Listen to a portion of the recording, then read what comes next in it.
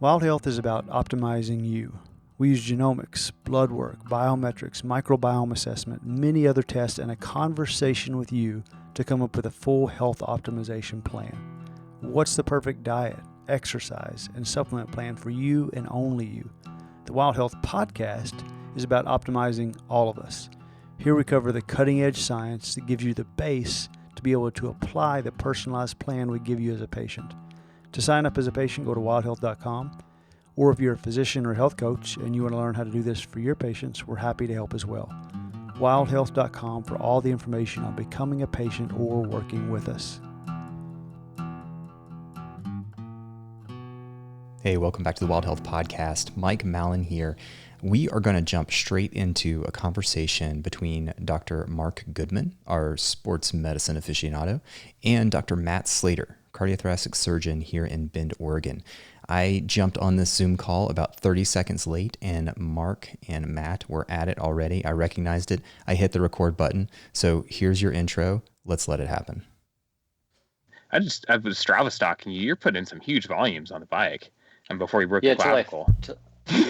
Before I broke my clavicle. Yeah, because I'm kind of like, if you're not racing, you don't really need that super sharp edge, so you can build a lot of aerobic capacity. Yeah. And so that's kind of what I've been working on this year.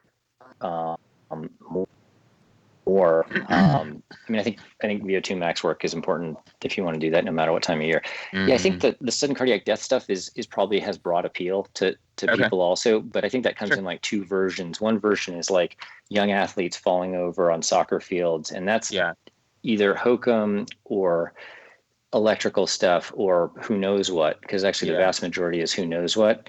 Yeah. But then once athletes or people are older, the cardiovascular risk predominates, so you have this very low but very frightening bottom of the age group problem, but it is certainly distinct from what happens later, which is ischemic risk, basically. And we can sort of talk about that transition.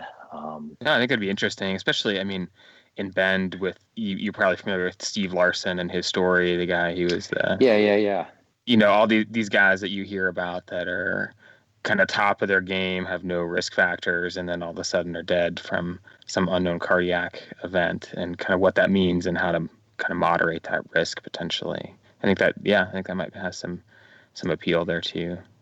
Yeah, and I don't think it's 100% clear what to do with that, because there's like athletes have higher rates of calcium in their coronaries, but they don't die at higher rates. So what do you do with that? You're like, okay, I'll go get a calcium scan, knowing that it's going to be higher because I'm an endurance athlete.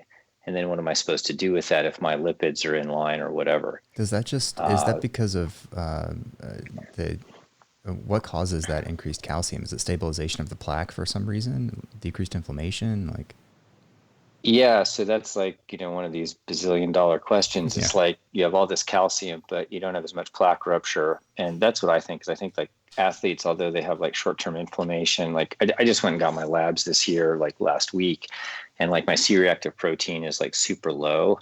And like I just got surgery on my clavicle and other stuff. So I think that like if you're well-trained and you eat properly and things, you have low inflammation. So you don't have active plaque, which in coronary disease comes in kind of two flavors. One is like progressive narrowing of coronaries, and then you just get ischemia from low flow, but then you also have acute plaque rupture. And I think that although the athletes have more plaque, and you can talk about what that's due to, there's like, some hormonal changes, there's parathyroid hormones and other calcium metabolism stuff. And I'm not a genius on this, but you definitely get more calcium on these people's calcium scores, but they definitely don't rupture. So the plaque is either stabilized for low inflammatory markers, or the plaque morphology is different. And that's like kind of $1 million question that's not been worked out. Okay. I feel like we should just get to it. Vitamin D stuff in there, and some flow dynamics too, as far as like this idea, maybe flow is different in people who have high intensity exercise that lead to calcification. Yeah, I think the interesting question is like, how do you synthesize that then with the population studies that show increased risk of cardiac disease in patients that have elevated calcium scores? And like, I guess maybe the question is like, you're just taking a population approach. You're not getting that subset of people that are high level athletes who have elevated calcium scores because they're super athletic. You're getting a broad spectrum of people. Right. I think that's true. And you brought up the vitamin D thing where some athletes tend to be vitamin D deficient, and maybe that has something to do with the calcium metabolism. But I would say it's unresolved why you can have a risk factor that is pretty linear, like you have a calcium score, and you can sort of, for the general population, sort of draw a line, where more calcium equals more coronary disease and more stuff found on cath, except there's clearly some protective benefit in the high volume exercisers. Sure. So that we should probably start recording. Sure. Because otherwise we're gonna have to go through the exact same thing again. So the good news is that I've been doing this long enough. I learned that I should start recording earlier, so I've already been recording. So those are the voices of Mark Goodman and Dr. Matthew Slater. Mark Goodman, as everyone knows, is our sports medicine aficionado, and he's brought with us today Dr. Matthew Slater, who is a cardiothoracic surgeon with us here in Bend. Ironically, we are all recording from our homes for some unknown reason. I heard there's something going on, some like virus or something out there. So we're all staying well, socially isolated and distanced. And Dr. Slater, maybe if you could just tell us a little bit about yourself. We know that you are a professional cyclist and a professional at collarbone fractures. And you've been practicing cardiothoracic surgery for some time, but maybe if you could give us a little bit more background on yourself.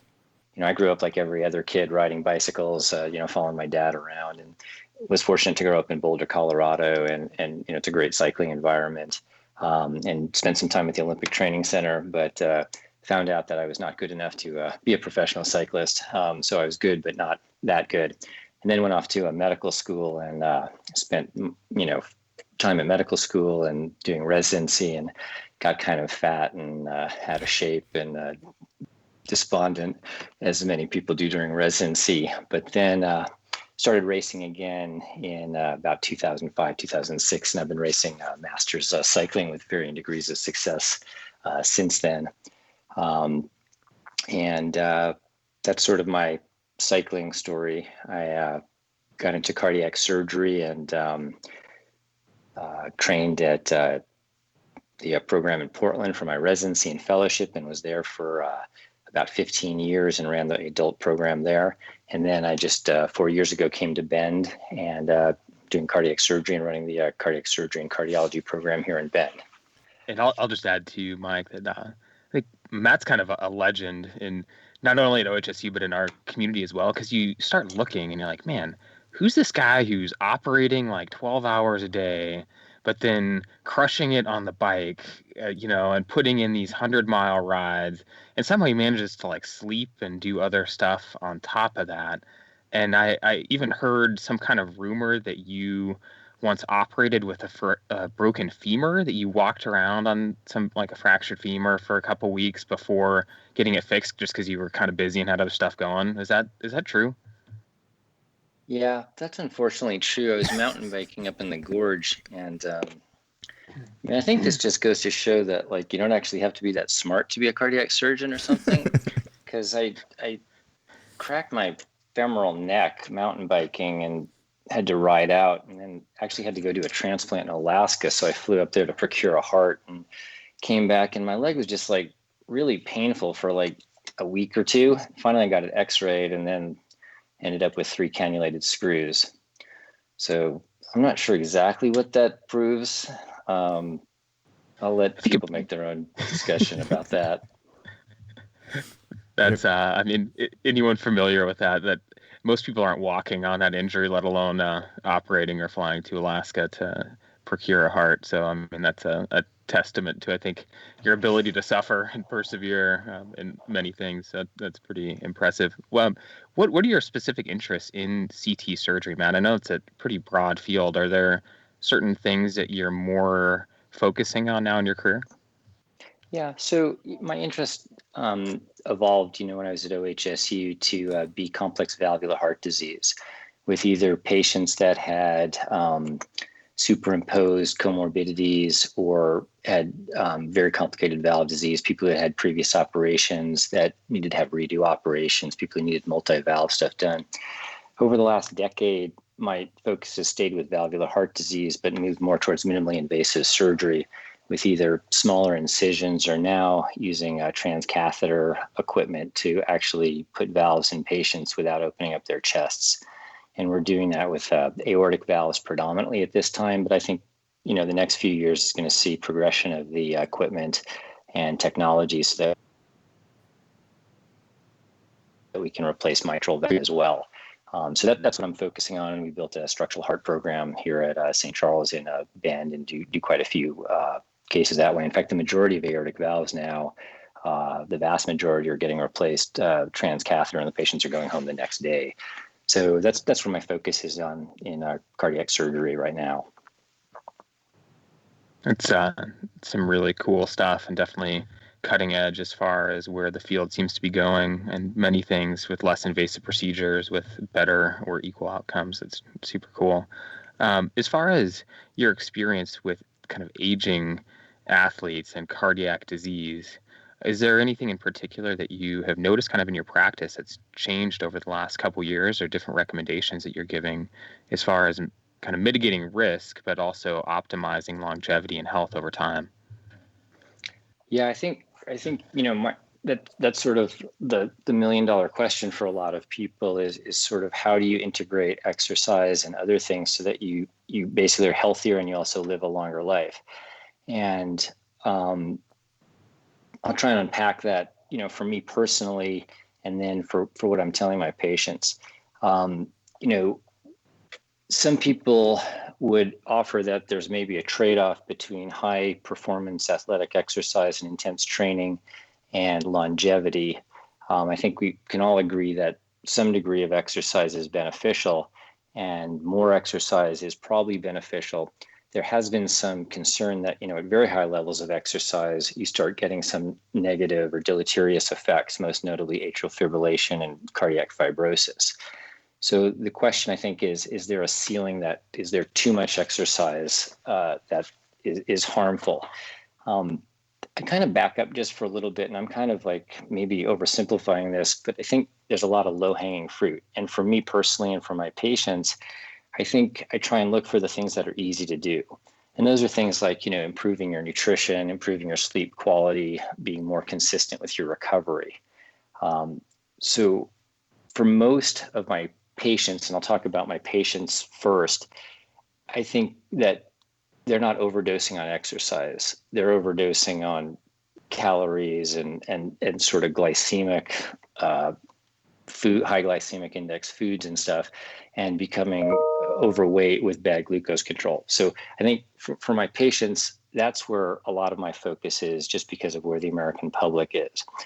In Bend, things are a little bit different because you have a large number of very fit individuals who are trying to mitigate their long-term cardiovascular risk.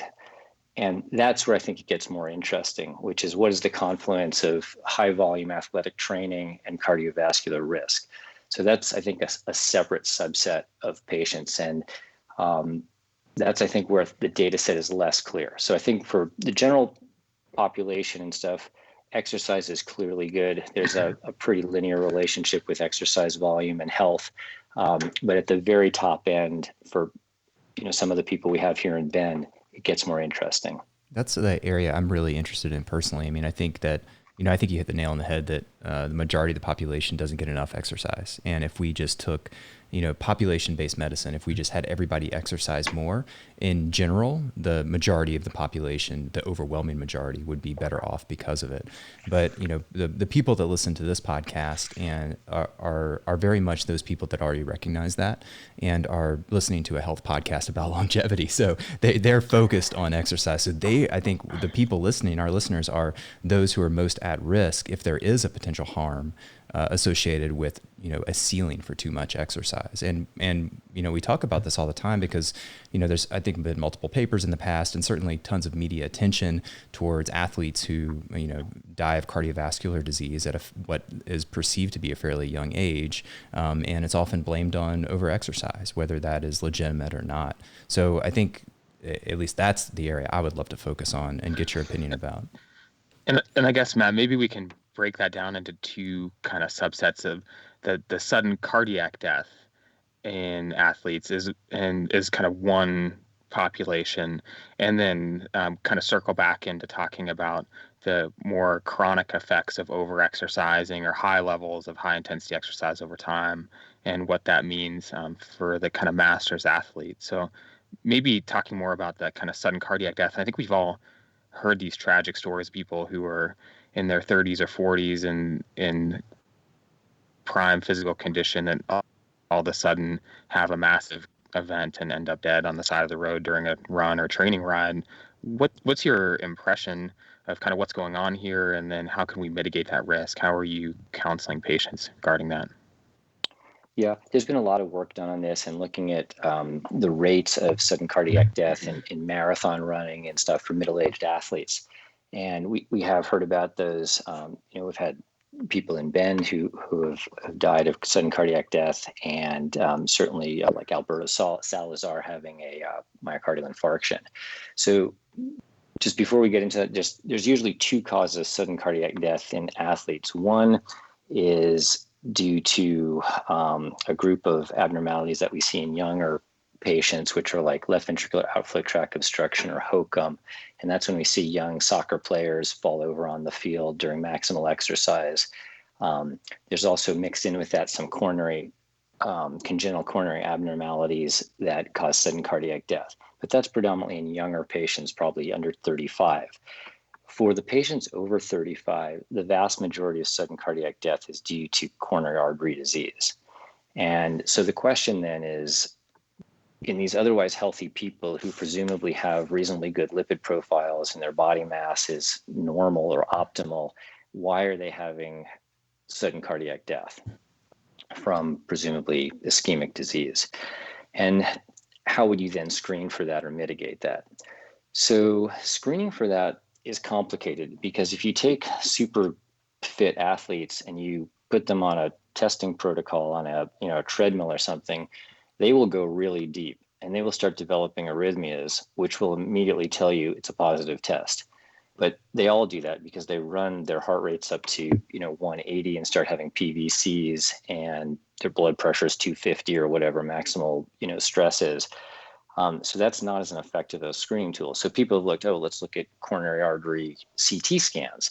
And what you do find is that although for the general population, there's a correlation with the calcium content in the coronary arteries and the risk of cardiovascular illness, for athletes, this relationship is a little bit altered, because high-end endurance athletes have higher coronary calcium scores. That is, they have more calcium in their coronaries, but they actually don't have a higher risk of sudden cardiac death, and their mortality is better than the general population, and certainly much better than the general population corrected for their coronary calcium scores.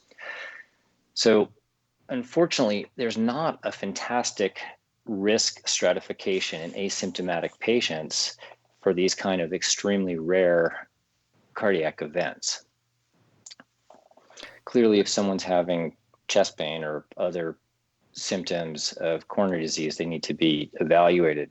But for screening the general population that's asymptomatic and otherwise healthy with low incidence of traditional risk factors, smoking and other things like that, screening is not perfect to pick out sort of the needle in the haystack people. But of course, they get the press because it is so peculiar. What about coronary CT, Matt? Would that be an option where you could potentially see the density of the plaque? Yeah, so there's two types of CT scans for coronaries, just for the listeners. One is where you just take a CT scan of the heart and sort of add up all the calcium that's in the coronaries, and you don't use any contrast. And then the second is to inject contrast into the patient and then reconstruct the coronary arteries using CT, or what we call a CT angiogram. And CT coronary screening, where you just look at the calcium load, is a typical screening test, whereas coronary angiography with a CT scan or using the contrast is more of a diagnostic tool. And so because you're exposing the patients to a lot more radiation to get those pictures and a contrast load, that has not been tested, to my knowledge anyway, as a screening tool. It would have more useful information, but you'd be getting thousands of coronary CT angiograms with contrast and a high radiation dose in a low incidence patient population. So that hasn't really been done across the board. Some of this speaks to the issue of that within the general population in the United States, super fit people have not really been risk stratified. People are just sort of like, well, they're okay, they'll be fine. They eat properly, their cholesterol looks okay. We're not going to really focus on them. We're going to focus on the people whose weight is 300 pounds and their blood glucose is 300 and their cholesterol is 300, because we know that's where most of the risk is. But, if you're like a relatively fit 55-year-old guy like me, you have a different set of questions. But there, unfortunately, has not been a huge amount of energy developed or sent towards risk stratifying that group of people. Would that mean that you would avoid using MESA, for example, as a risk stratification tool with coronary CT in an athlete? Well, because the endurance athletes do have higher calcium scores, I'm not sure that it's sort of been validated in that subset of patients. Part of the problem is, you're looking at a very small slice of the general population that gets put into these studies. And when you start trying to use the conclusions that relate to the vast majority of people in a study for a very small subset, I worry that that might not be valid. And so it is a slightly different, it's a different group that hasn't gotten as much attention. I mean, I think there's various groups within medical testing, women, minorities. There's different groups that have not gotten well evaluated in traditional studies, and actually, fit athletes have also not been included in these kind of studies for obvious reasons, because their incidence of heart disease is so much less. But for those people, myself included, I'm super interested in that. And so, Matt, to expand on that a little bit, I know that the current guidelines don't recommend screening EKG just as an across-the-board pre-exercise tool. Do you think that applies to the elite athlete or the kind of higher-level master's athlete? Is there a role to maybe screen more for cardiac arrhythmias or for anything on EKG that might change your recommendations as far as someone's long-term training plan? Well, I think that you're right. The current recommendations are for asymptomatic people starting a moderate exercise program. There's no recommendation that they are required to be screened. I don't think those recommendations take into, effect or into consideration people who are going to go out and do intervals at 350 watts and max heart rate and stuff like that. Those are not what those recommendations are designed for. So I think I don't have data to support that you're going to find a lot of abnormalities, but I think it's totally reasonable if someone really is moving from sort of general fitness to a very focused training program to have a discussion with a cardiologist who has an interest in either preventive cardiology or sports cardiology, who can do that. Now, whether the utility of getting a coronary CT scan or a stress echo or other tests will actually identify and be able to predict what someone's risks are has not been defined. But I think you could probably make sure that there aren't some underlying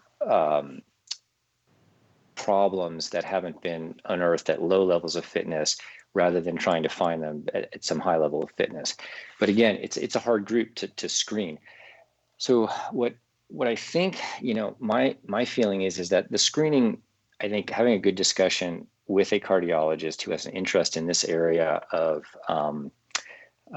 cardiology is useful, so that each person can kind of figure out how much risk they want to try and mitigate with more and more elaborate testing. The issue with more testing is it's going to sort of open up more stuff, because all the athletes are going to have big hearts. They're going to have some degree of, we can talk about this in more depth, but like you can get MRIs on people who are super fit endurance athletes, and they have more late gadolinium enhancement. And so their hearts look different. And late gadolinium enhancement's been associated with arrhythmias and other issues. But it's not 100% clear on how to use that information. So I think it's worthwhile having a discussion about that, just like if people want to have genetic testing because they have, family members who have genes for cancer. I think you have to put that in context of what are you going to do with that information. And then on the other side of the equation is like, well, what are the things you can do that can kind of mitigate your risk other than just sort of looking for your risk? And that gets into the other side of things, which is like, how do you optimize fitness in 55-year-old or older or younger masters athletes? And what are the things you can do? And then are there other markers that are useful to sort of see how you're doing with that? And what I mean by that is looking at things like C-reactive protein or insulin levels, or certainly hemoglobin A1C, to see how people are doing with their glucose control. And people have talked about the utility of using multiple either medications or dietary modifications for glucose control. And I think that's a really good place to focus people's energy. You mentioned the athletic heart there, Matt. I was wondering maybe if we could touch on atrial fibrillation a little bit. That's something that I know has gotten some attention in the past as a possible increased risk in athletes. What's your understanding there? Yeah, so obviously the book The Haywire Heart came out several years ago and was alarming to some people. And that's where they looked at the rates of atrial fibrillation in middle-aged endurance athletes. And what I would say is there is certainly an increased rate of atrial fibrillation in endurance athletes. There's also a small subset of younger athletes who develop heart arrhythmias, and I just want to touch on that briefly. So several famous athletes like Bobby Julich and other world tour riders have been diagnosed with a variety of heart ailments, and some of those are atrial fibrillation. Some of them have had ablations and returned to competitive sports. Bobby Julich did that in his early 20s and went on to ride to a podium in the Tour de France, and other people have retired from sports because their arrhythmias were different. So I'll sort of put that in a separate bin, which is you have young people who have pre-existing substrate that is arrhythmogenic, and they then go out and train really hard and get to the top level of athletics, and that triggers their underlying condition. So that's the sort of younger people. And that's a separate podcast of what to do with those people and thinking about what to do for school physical screening and things like that. But in people exposed to long-term exercise load, their hearts change. And in fact, there's 8 million podcasts talking exactly about like, how do you optimally change someone's heart? Because that's what you're trying to do to have a higher VO2 max and, get your threshold up on the bicycle and all this kind of stuff. And to do that, you need a bigger heart that has larger volumes and pumps differently. The converse of that is we already know that like large atrial volumes are associated with the development of atrial fibrillation. We know that certain changes in the cardiac tissue are associated with the development of atrial fibrillation. So it's not surprising that if you alter hearts through exercise in one way, you're going to have some side effects. And the data does support that there is a rate of people developing atrial fibrillation in endurance sports, whether it's cross-country skiing or marathon running or cyclists, with a higher rate of atrial fibrillation. That being said, the rate is still pretty low. There's not an epidemic of atrial fibrillation occurring at marathons nationwide. And Matt, my understanding is too that the athletes still generally have a lower incidence of AFib than sedentary general population, even though maybe if you get to those extremes of athletic or endurance athletes, their risk goes up. It's still going to be lower than the general sedentary population for an age-matched control. Is that your impression as well? Yeah, and I think the data bears that out. And the question is this sort of a gentle J-shaped curve, or is there some threshold where above which in exercise you immediately develop atrial fibrillation? So I was looking through like a lot of these studies on like how much exercise starts to be associated with these increased rates of AFib. And a lot of this is sort of 7 MET hours per week, sort of in the 7 to 10 MET hours per week. So that's not a lot, because if you go out and ride your bike at like, I don't know, a couple hundred watts for a couple hours, you're talking 5 or 6 MET hours. easily for sort of a normal sized person. So this is not the 20, 25 hour a week with a lot of intensity. This is sort of like what a lot of us do, not at the even super elite level, just as sort of relatively fit people going out and doing their exercise.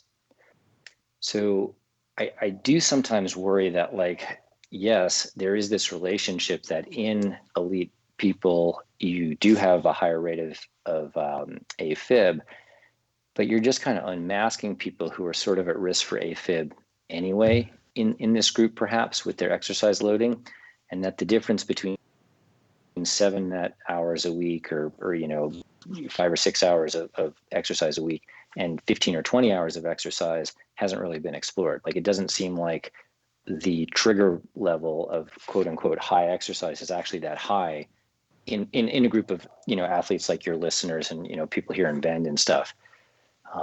Compared to the general population, it's a lot of exercise, but if you go find your average cyclist running around Bend, 8 hours on the bike is not a huge amount. And one of the studies I saw here set kind of an overall threshold at 2,000 hours total. So I started kind of like back calculating a little bit, like, okay, what does 2,000 hours look like? And you can get there pretty quick if you're talking about, exercising 10 to 12 hours per week, which is fairly easy to do at someone who's an amateur level cyclist or endurance athlete. So, I mean, you can get there in a couple of years potentially. And that 2,000 hours was a lifetime accumulation of 2,000 hours. It was. Right? Yeah. Which is that, I mean, when you start talking about a lifetime, that's nothing, I mean, people are, like you're saying, Mark, people are getting there in a very brief period of time. Yeah, I don't know many of my friends who have less than that. Like, I don't think any of them have less than that. You're like, even if you ride your bike and do some running and you do 10 hours a week, that's 500 hours per, year. Which begs the question that you already brought up, Matt. Where is all the AFib? Where is all the athletic AFib? Because based on that data that we're talking about, if there is, a sharp curve here, then we should be seeing lots of athletes with atrial fibrillation, I think. Yeah, I do, like, so I fully acknowledge that there's a higher rate, but I also think that you're so far outweighed in terms of both mortality and quality of life, and basically enjoyment by training and doing the kind of things that you want, that I think, if people are super concerned about it, I understand that. I just think the benefits are really there for both exercise from a longevity standpoint and a quality of life standpoint. And it's sort of what people choose to do. Doing, high volumes of exercise have many downsides. People get chronically injured, people get acutely injured. I fell off my bike and broke my collarbone, a little while ago. There's certainly some degree of risk with any kind of exercise. If you're riding on the road, there's cars. If you're riding, the trails, there's, trees. AFib, I think, is one more risk that you should, think about. But I do think it needs to be put into the context of, like you point out, there's not this giant epidemic of both atrial fibrillation, nor is there a giant epidemic of acute heart failure in high-end endurance athletes. Have you seen any relationship with type of exercise and atrial fibrillation?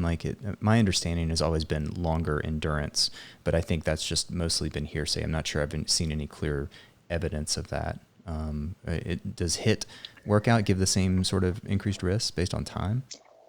The studies that I've seen usually compare a sedentary population versus sort of like a moderately active population versus some high-end sport, whether it's cross-country skiing or marathon running or cycling or high-intensity training. The study, I don't think, at least I have not come across, which would then take like elite cyclists versus elite runners versus some volume equivalent or metabolic equivalent of high-intensity, like CrossFitters or something. I have not seen that study. Usually these are, very large studies, populational studies with 100,000 people in them. And then they they clip out the very small subset of people who are doing the high end, more than 2 or 3 standard deviations above the mean of exercise, and call them the high exercise or very high exercise group, but they don't stratify within that group. And I think intuitively, I think there is a difference between going out and doing 4 hours of endurance and going out and doing like Tabata intervals, super high intensity intervals. And both of those things will have an effect on the heart in a different way. And that's why people train with different interval sets. But which of those is more likely to drive this small but real increase in AFib is not clearly defined. And do you have any sense as to what we could do to help identify those people who are at higher risk of atrial fibrillation? I recognize there's likely no data, but just, you're obviously an expert in the field, would ultrasound of the heart, looking at atrial volumes, be helpful? Would looking at BNP levels be helpful? There are actually, I know a few genetic SNPs that predispose people to atrial fibrillation that might be somewhat beneficial, although there's been no research specifically on it. But I'm just curious if you have anything that you might lean towards. Yeah, I think atrial volume probably does correlate with it. The question is, you then have to sort of index that as sort of like both with body size and how trained that person is, and whether that's a pathological or a non-pathological response. Getting back to the other question, I think if people are really concerned about this and they want to try and quantitate their risk as much as possible, I think that they can talk with a cardiologist who's interested in this and get an echo and use that to uncover whether there's any actual pathological abnormalities in the heart, whether there's valvular disease, because certainly valvular disease is associated with the development of atrial fibrillation, mostly, mitral regurgitation.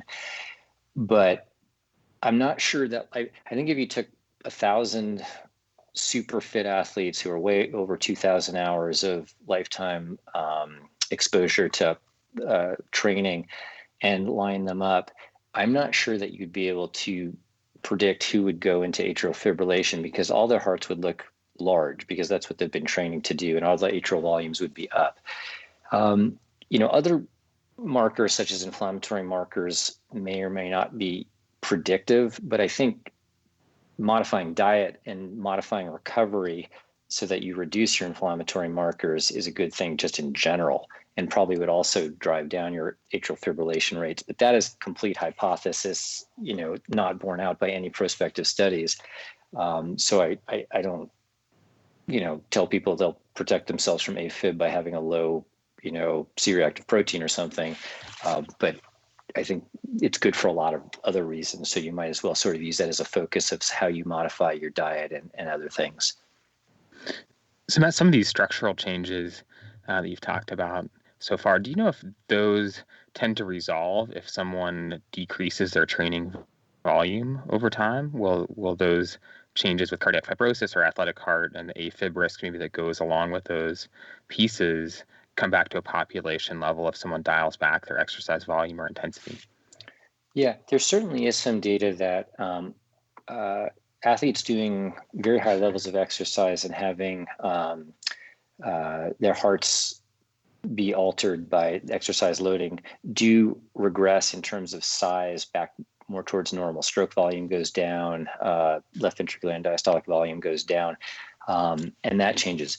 Cardiac fibrosis usually does not resolve, but there has not been as much longitudinal study of that because MRI is a relatively newer modality. But I guess can you kind of define cardiac fibrosis a little bit as well, and maybe give just a quick background on what that is and what it kind of means? Sure. So hearts are made of muscle. I mean, I went to school for 8 years to figure out that hearts have 4 parts. They have valves, an electrical system, coronaries, and muscle. And then those things can either not work properly or work properly. So the heart relaxes, it fills with blood. The atria initially contract and push blood into the ventricle, preload it, so it enlarges a little bit more as the atria forces a little extra blood in, and then it ejects blood out the aorta or out the pulmonary valve on the right side of the heart. So this process of sort of the heart getting preloaded with blood volume, stretching a little bit, and in response to that stretching, then triggers contractility. And the more preload you have, the more forceful the contraction is. So the squeezing part is pretty straightforward, just like any kind of muscle. The calcium's released, muscle contracts and ejects stuff. The relaxation component is where cardiac fibrosis comes in. So in a nice young non-fibrotic heart, the heart is very pliable. When the blood volume comes into it, it stretches out. It can take a lot of blood in and continues to dilate, has a large end diastolic volume, and then squeezes. When hearts fibrose, they get more stiff. So the heart muscle, instead of being completely soft and able to relax, gets stiffer, and you end up with small areas of scar within the muscle.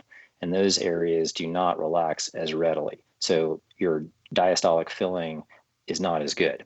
So that's what cardiac fibrosis is. It's sort of basically microscarring of the heart muscle. You can see this on MRI because the MRI can, we give gadolinium, which is a contrast agent, and the gadolinium doesn't clear out as effectively. So you end up with late gadolinium enhancement in the areas of scar, and people can quantitate that to some degree. So that's what myocardial fibrosis is. And myocardial fibrosis in non-athletes is associated with both arrhythmias and other bad things. Less clear what that relationship is in athletes.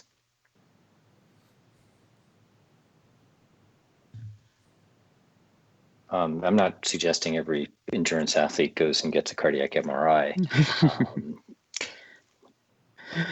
So when do you see that, or when do you decide to screen for LGE in athletes? What kind of symptoms would a patient present with, or what would you be looking for to kind of tip you off there? Yeah, so I think for all of these, at that point, I'm not sure you're screening. I think you're sort of looking for an issue, because if someone starts developing an acute loss of physiological performance, like either their max heart rate, they can no longer achieve it, and you sort of go through the easy things like they're not sick, they are not acutely overtrained or chronically overtrained, but for some reason they can no longer generate power on a bike, or their split times running have taken sort of a abrupt change, or they're having symptoms like palpitations or any chest pressure or shortness of breath doing stuff they normally wouldn't do, then they really need to be evaluated. And as far as next steps, I think talking to your primary care to identify easy problems, and then to a cardiologist to focus on cardiovascular causes for an acute change in cardiac performance.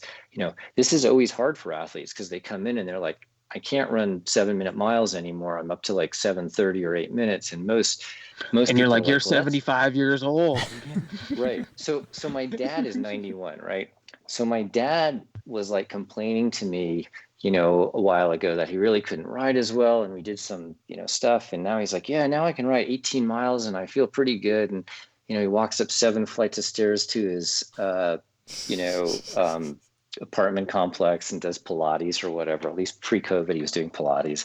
And, so he talked to his doctor and he's like, I can't ride more than like 10 miles. And the doctor's like, you're doing great. And he's like, I'm not very happy with this. So, yeah, so you have to sort of get through that, which is like, if you have an abrupt change as an athlete in your athletic performance, you go through the easy stuff, there's stresses going on in my life. Am I sick? Am I overtrained? Am I just having a bad month or season or whatever? But if it's a clear change, then I think you need to be evaluated and look. So echocardiogram is always a good place to start. It's non-invasive. You can see what the cardiac function is, and you can make sure that there's not a new problem. For a lot of the patients I see in Bend who are like 60, 70 years old, and they're riding their bike around, the most common thing they have is aortic stenosis. So they have a narrowing of the aortic valve. And that's actually you can pick that up on physical exam because they have a murmur or a sound, as the blood goes through this narrowed valve. But that's sort of the most common thing I'm seeing in what I would say is like, the sort of 65 plus group of patients. Patients younger than that, if they have a bicuspid aortic valve, I do see that occasionally. I've had, multiple national level athletes who just are sort of like, I cannot sprint or I can't do this, because bicuspid aortic valves show up sooner. Sort of the average age for replacement in the United States is 52. So, I'll see sort of elite masters athletes show up, just say, I cannot perform anymore. And the most common thing I see is aortic valve disease. And so, Matt, I've heard or read a few things on increased risk of AS in people who are doing a lot of high intensity interval training, potentially maybe related to flow gradients or increased kind of shear stress across the aortic valve. Is that something that's borne out kind of in your practice and something that you see? I think in my practice, I've put several thousand valves in people, but I'm not having a huge run on aortic valve disease in high performance athletes. When I was at OHSU, I was getting a lot of people sent to me to get minimally invasive surgery and things like that. And also because people knew I ride my bike a lot, they could have a discussion with me sort of along those issues we were just talking about, which is like, what is normal for a normal person versus what is normal for someone who's used to riding their bike 300 miles a week is different, and sort of trying to figure that out. But people have tried to understand what causes aortic valve and disease, narrowing, and how you can mitigate that. People have talked about using anti-lipid agents to slow the progression of aortic valve thickening, and that's not been effective. And to my knowledge, there's not a clear correlation with METs or total exercise volume in the development of aortic valve disease. I mean, hypothetically, you are loading the valve higher because at peak exercise, your blood pressure is very high. So the aortic valve is getting subjected to high loading pressures. But as with athletic training, you do have these periods of high heart rate, but in aggregate over, the course of days and weeks, your total heart rate is lower. And so you actually have less cardiovascular stress. And in terms of valves, because people who exercise have lower blood pressure, except for the 2 hours a day they're training or whatever, in aggregate, their hearts are actually getting subjected to less stress. So I haven't seen a correlation with high exercise loading and progression of aortic valve disease, either in my practice or clearly defined in the literature, but I might be missing something, but I haven't seen that. Is there anyone that you would push to not go as intense in order to protect their aortic valve? Like, is there any finding on echo or maybe risk factors? Like I know Mark's mentioned Lp(a) in the past. So with aortic valve disease, if people have early aortic valve thickening, which is very common in older patients, but the valve is structurally performing normally, I don't think there's data to tell people to stop exercising. If people have aortic valve disease that's hemodynamically significant, they should not do maximal exercise because they will not get sufficient blood flow to their brain. They'll pass out and fall over doing whatever they're doing, and those people need to be treated. We it's medicine, so we come up with words for everything. So those people get syncope, which is basically you fall over because you're not getting enough blood flow out of your heart. And those people need to be evaluated and treated, and the risk benefit for getting their valve fixed needs to be done. But I wouldn't counsel people with mild aortic valve disease that they need to stop exercising and doing things. If they're getting lightheaded and getting symptomatic, that needs to be addressed. What about bicuspid valves? If someone happened to know that they had a bicuspid valve? So I think that so bicuspid valves come in lots of flavors, like bicuspid valve that needs to be fixed, when they're an infant, and obviously those get taken care of. And then bicuspid valves that work fine for 80 years. I would say the same thing about bicuspid valves is normal trifold aortic valves, which is if they're functionally normal, even though they look funny, I think people can do whatever they want. I had an athlete who was like a multi-time national elite national champion who had a bicuspid valve that we ended up replacing at age 55. But at age 45 and age 50, they were winning races because it was functioning normally. Maybe that makes your point. Maybe if they didn't do all this training, they would have gone to 70, but I don't think the data is there for that. So I think you have to evaluate the valve on its function, not what it looks like. About 1% of the American population has bicuspid aortic valves. I don't think they should all immediately go home and watch a lot of TV and eat chips. Okay. So Matt, I guess I'd like to circle back a little bit on what we were talking about earlier on the kind of dose response relationship between exercise over time. And at what point, I think we can all kind of agree that someone who's sedentary and starts exercising, they're going to get significant benefit from that. And there is significant health benefits to even any exercise. But at what point, if any, does exercise become a problem, or does it actually increase your risk of mortality over time? And the data here is kind of all over the place. You just sent a JAMA study to us before starting this podcast with some newer data as well, but I'm curious to hear your thoughts on that. So I'll give you what I think is my personal thoughts on this, and what I sort of tell people that I'm working with, both athletes, because I coach some athletes with Linton Horner Coaching, and then also what I do for myself, and then I'll talk a little bit about the data. So my personal feeling is that as we age, we need a lot more recovery, and that's both on a sort of day and week basis, but I think it's also very reasonable to take some time off from racing. So personally, I used to race cyclocross, so I'd start training in the right after cyclocross season for the road season, and then I'd be training and racing all through the summer, and then I'd start transitioning to cyclocross and race cyclocross through November, and then take like 2 weeks off, and then be back on intervals on the basement in Portland, doing stuff like that. And I kind of decided that like the fall is going to be my sort of recovery period. And I go out and do some endurance training, but I don't do, Ronstadt intervals and all that kind of stuff. I do weight training, but I don't do super high intensity cardiovascular exercise, and sort of let myself recover. Because as you pointed out earlier, there is some recovery in terms of heart size and allowing the heart to recover more towards normal. And I think long-term, having a period of rest is useful. So I think that's also useful just in terms of letting chronic injuries heal and just mentally. So that's what I do personally, and that's what I do with my athletes. In terms of data, in terms of mortality for an exercise sort of ceiling above which you immediately start losing the benefits, like you pointed out, for most people, it's hard to demonstrate that. Like you can definitely demonstrate, some slightly increased AFib rates in a group of people that don't get a lot of AFib rate, because as you pointed out, compared to sedentary people, athletes get a lot less AFib anyway. So until you see, the J curve or whatever, the response going back up again, you have to look pretty carefully. And the same thing with coronary calcium scores. But this paper, and I'm probably pronouncing his name wrong, and I apologize, Kyle Sager from 2008, they looked at, cardiorespiratory fitness and the association of long-term mortality. So they basically took, a very large group of patients, 20,000 patients, or actually, no, 120,000 patients, and looked at sort of their treadmill testing and stratified them into sort of like low activity, high activity, really high activity, and then extreme activity.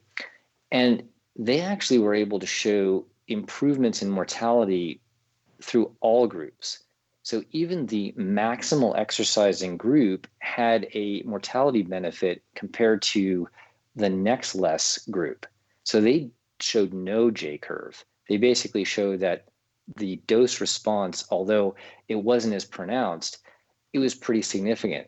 And this is not like insignificant. I mean, they're talking orders of magnitude in terms of the survival delta, So although there do seem to be side effects, which you would expect because hearts get larger with endurance loading and high intensity exercise, in aggregate, because maybe the heart size, yes, maybe it's a little bit of suboptimal long-term, but all the other effects that get dragged along with this, which is like good lipid profiles, good body composition, low inflammatory markers, good glycemic control, which you do get with all of this kind of stuff. You get fat adapted athletes because they're going so hard, they're exhausting their glycogen stores and switching over their metabolism.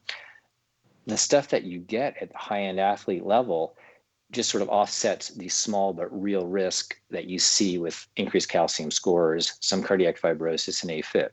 And I'm not, saying that those things are insignificant and we should just poo-poo them and everybody should go out and do 25 hours of exercise. But I'm just saying that, in aggregate, most people would rather be alive and have AFib than not be alive, So, the bottom line is you want to have good quality of life and live a long time. And this paper, I think, is reassuring in showing that you do have a mortality benefit. That was reassuring for endurance athletes like you and I, who are like, oh, well, I still want to keep riding my bike for a long time, and to know maybe you're not exposing yourself to permanent long-term harm by doing that. If you're counseling patients or kind of recreational athletes who is on a time crunch and they're trying to get the maximal kind of benefit as far as longevity and overall health, is there a kind of a leveling out of that curve? I've seen something around 4 or 5 days a week. Was that borne out in that recent study as well? What are your thoughts on that? Yeah, so I think not everybody has the ability to go out and train 20 hours a week or whatever we think is sort of maximal. Yeah, so the data for where does that sort of level off? Like, where's the most bang for the buck? And it does look like there's quite a bit of improvement early on. So if obviously you go from sedentary to the sort of bare minimum of the American College of Cardiology, which is like 3 or 5 hours of walking a week or something, or 3 30-minute HIT sessions a week, you get definite improvement from complete sedentary. And then that improvement gets better, that improvement becomes less marked. And I'm just sort of digging through this paper here. The biggest difference is between the low intensity exercisers and the next higher group, which is just, below average. Like, even if you're below average, it's better than sedentary by the widest margin, which basically says, people who are sitting around is not good. But the difference between sort of above average and elite is still like significant. And even the difference between above or high activity and elite remains significant. So even though the differences become smaller, there's still improvement. Yeah, so kind of the most bang for your buck there, though, when you get into that moderate group. Maybe I've heard the number of like maybe 500 to 700 minutes of moderate to vigorous exercise per week. That was in some prior studies. I haven't reviewed that JAMA study yet, but that's kind of where they started seeing kind of that maximal improvement potentially. Yeah, I mean, maybe the thing to think is to sort of discard the completely sedentary people from this analysis, because maybe that's not as relevant. But yeah, I think certainly sort of the 6 to 8 hours of quality exercise a week has a lot of bang for the bucks. You're definitely getting less at the top end, and you're also getting less in terms of athletic performance. But for people who are trying to get the last little bit, I would also say, the exercise volume piece is one part of all this. The other side is the recovery, nutrition, sleep piece, which is probably equally important. And so balancing all those components, I would emphasize as well. So obviously there's, books, the Time Crunch Cyclist and all those kind of things. And they sort of had focused on about 8 hours as other studies have been focusing on. And I think you can, use a lot of high intensity training in a short duration to get bicycle fitness. I do think some of that high intensity, low volume stuff works initially, but long term, I think people plateau on that. This is more from I would say a coaching perspective rather than a cardiovascular health perspective. So that I think although you can get some improvements early, and a lot of that actually has to do with like plasma volume recruitment and other things like that, long term, I think people will plateau out there. In terms of the health benefits, I think that's a perfectly good place to be. I would encourage people to vary their workout modalities. That is, not do the same kind of workouts all the time within that 8-hour window, but to break it up, and to break it up in terms of a large periodization. That is, sometimes of the year you're working on more endurance, and sometimes of the year you're working on more strength and power, because I think you get more gains. Again, this is from more of the coaching side of things, but from a health perspective, I think that's good as long as it's part of an integrated approach to health, which again, and I speak as a master's athlete, like I really focus on my recovery and take days off when I'm not feeling it, because I can't do 3 days of hard riding in a row and still be able to do my intervals and stuff like that. So you have to build in the recovery to that, and you have to fuel properly for that. And that's probably a separate podcast, but I think those things are really important to keep as a package. You can't just train and ignore the other stuff. You just, as training provides the stimulus, you make your gains by being properly fueled and being rested and recovered. And so it sounds like you're kind of doing some periodized training over the course of your year, where you're building some base and then building in some more specific stuff and focusing on some top end or more intensity closer towards your racing season. For someone who's more of just a general fitness athlete who's trying to just maximize longevity and overall performance, do you have any suggestions as far as how much kind of volume or how to integrate intensity into that without either burning yourself out or getting hurt or not doing enough to get any benefit? Yeah, so I think that's a really good question. One of the things I'd point out as a preface to that is I think, weight training and, especially upper body weight training in males is definitely correlated with long-term survival. So in any you heard it here first, bicep diameter and long-term surviil correlated. Biceps. Yeah, well, my bicep diameter is really not very impressive, so I think I'm in trouble, but I'm doing the best I can. I'm probably a little bit too far on the how steep of a hill I can get up morphology than lifting heavy things. It's kind of pretty bad. I think in terms of balance, if you say you have 8 hours to work and what do you do during different parts of the year, I think, winter, when you can't go out and enjoy the weather as much, I think that's a time to focus more on some weightlifting and functional strength and things like that. And then in the summer, more towards endurance and stuff. And I think also that keeps it interesting. And so I do think you don't have to periodize purely for athletic performance, but also sort of to keep things interesting. So winter, I sort of switched to a little more running and weightlifting, and in the spring, summer, fall, I do more endurance work. And that's what I think is a good approach, but even at lower volumes for people trying to maintain long-term health. I also think mixing things up a little bit helps mitigate chronic overuse injuries. Bicycling is a sort of unidimensional activity, and you get really good at flexing your quadriceps, and that's kind of it, and making your heart rate go up, but it's not doing a lot of other stuff for your body. And so I think breaking it up in some ways is super useful.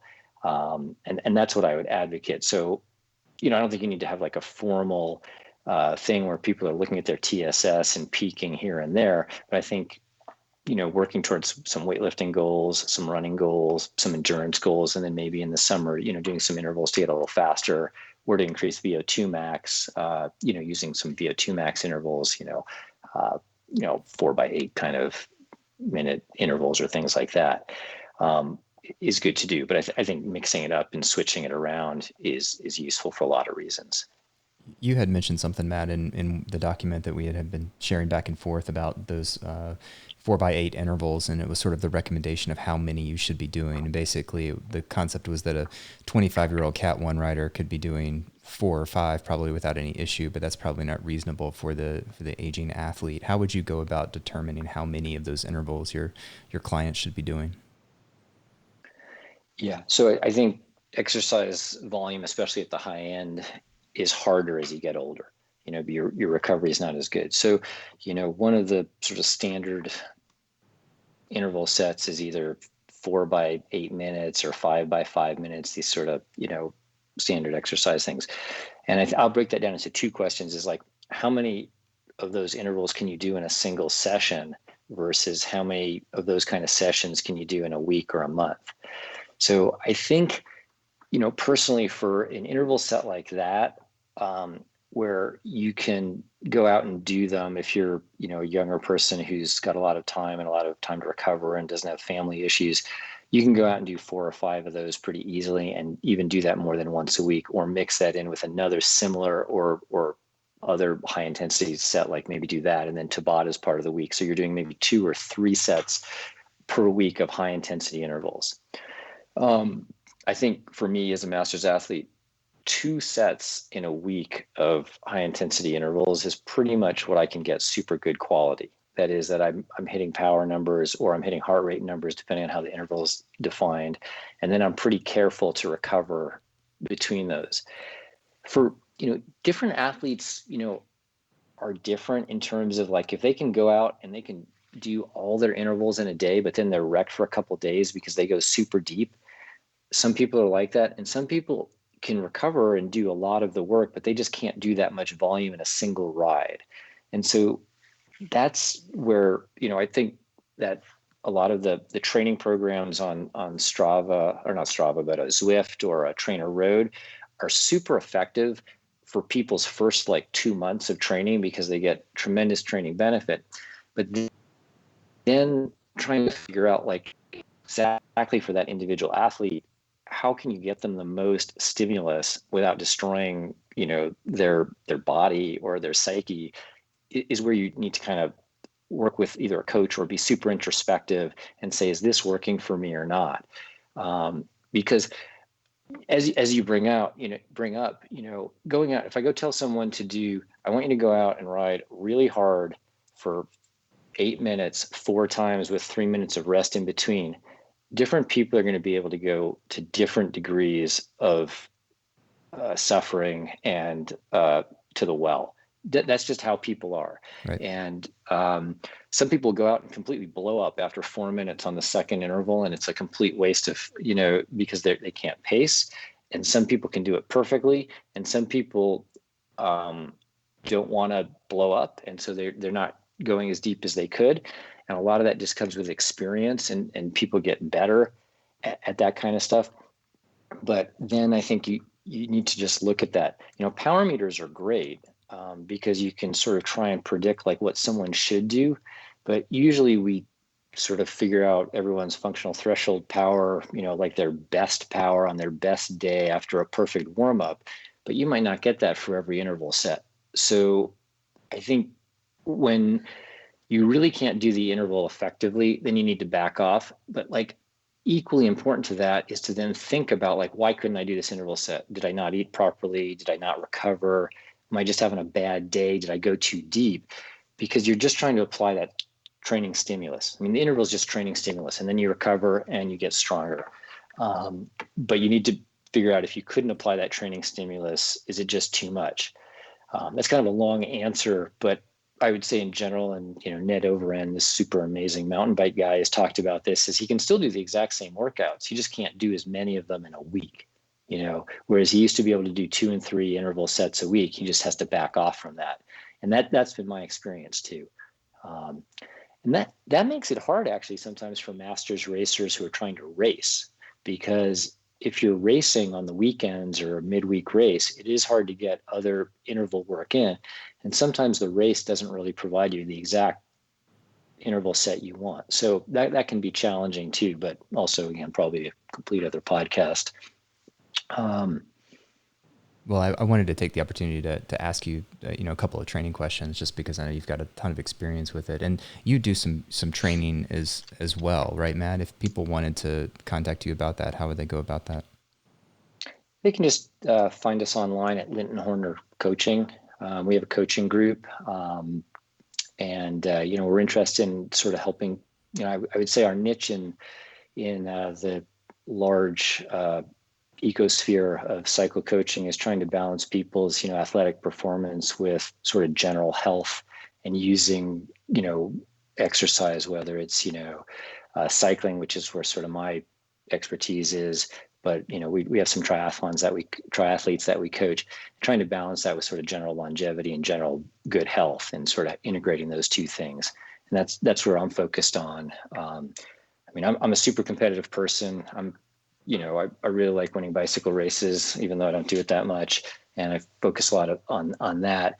But I also think of training as a tool to keep me healthy and live a long time and have good quality of life, and lets me do a lot of amazing things, go for long bike rides and stuff. But yeah, they can find us at Linton Horner Coaching, and website's pretty clear about that. It's not every day you can get a cardiac surgeon as your cycling coach or your life coach, so that's a pretty cool opportunity for somebody interested.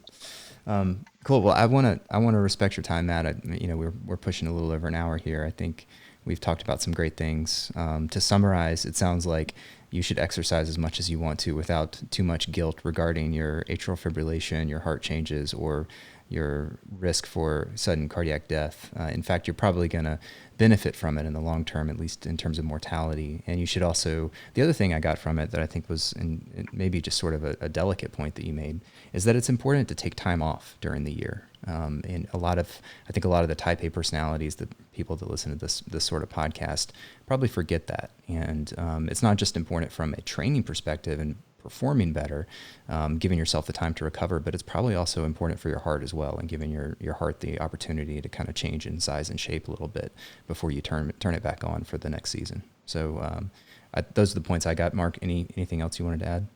Matt, thanks for coming on the podcast and taking time to discuss this. I know you're a really busy guy, so I appreciate your insights here from a cardiothoracic surgery perspective, as well as from the perspective of an endurance and high performance athlete.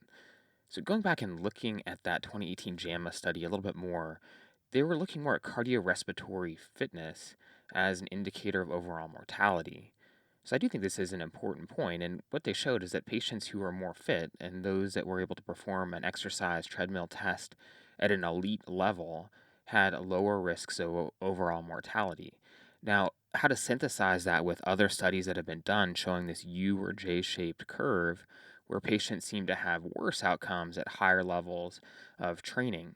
And so my way of kind of thinking about putting these together is that these patients in this recent JAMA study in 2018, they achieved a high level of fitness based on their exercise treadmill test. It doesn't comment on overall training volumes and the amount of time they spent exercising. So it could be that they've just found a way to train that fits physiologically or genetically, enabling them to have a high level of cardiorespiratory fitness based on the training that they're doing. And that could involve large volumes, or could involve more high intensity, or could just be that they're genetically gifted or have other socioeconomic factors that are playing in their favor, where they have a lot of time and resources and are able to afford high quality foods and recovery, where they're able to train at this high level. So, when I'm looking at this and, counseling myself and patients, my thought is that there probably is some at least diminishing return with high volumes of exercise over time. And I still think the sweet spot is probably somewhere between 5 to 700 minutes per week in order to get the most benefit without causing harm. I think if you want to exercise beyond that and your body is able to tolerate it, and you're, working with a physician or a trainer who's kind of following things along and watching for signs of overtraining or signs that you're maybe doing long-term harm by that high training volume, then I think that's great. But it needs to be an individualized and personalized decision. And for the average person who's on a time crunch, I think if they can kind of shoot for that 5 to 700 minutes of moderate to vigorous exercise per week, they're going to get a lot of the benefits without maybe slipping into that zone where they're potentially working harder but not seeing a whole lot of either performance gains or mortality benefit over time.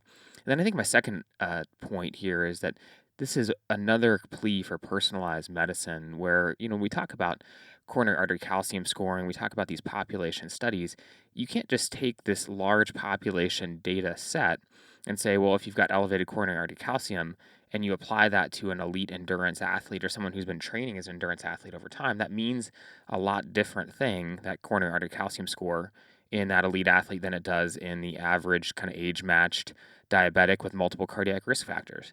So this is an important discussion to have with your doctor or your cardiologist, your personalized medicine physician, to discuss, what this means to you, how this modifies your risk, and kind of how to proceed based on your individual labs, genetics, and your goals over time.